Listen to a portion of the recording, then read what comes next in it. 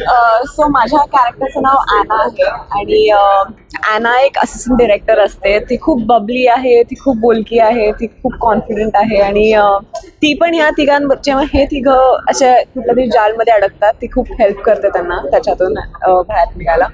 But माझं character माझ्या पर्सनॅलिटीवरून खूप डिफरंट आहे. सो मला खूप मज्जा आली ह्या कॅरेक्टरला प्ले करण्यात.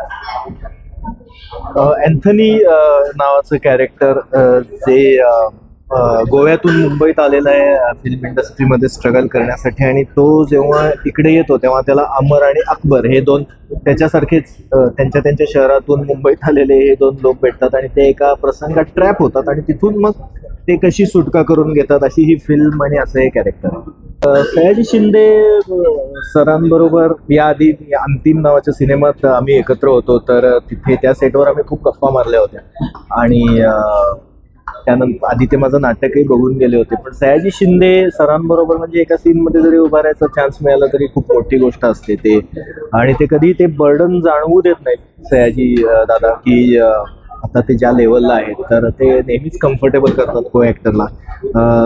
बाकी अभिजित दादा बरोबर तर नेहमी मजा मस्ती सुरू असते. अजय जाधव आहे यामध्ये, माधव वजेसारख्या ज्येष्ठ कलाकारांबरोबर यात काम करायला लागलं, तर ओव्हरऑल खूपच मजा आली आहे सगळ्यांना. दोन गाणी आहेत त्यामध्ये, एक टायटल सॉन्ग आणि एक फ्रेंडशिप सॉन्ग आहे, आणि ते चित्रपटाच्या कथेला पुढे घेऊन जाताना एक रिलीफ पॉईंट म्हणून नक्की ऑडियन्स एन्जॉय. पण असे खूप सीन्स आहेत ज्यामध्ये प्रेक्षक हसून हसून लोटपोट होतील याची मात्र गॅरंटी दिली.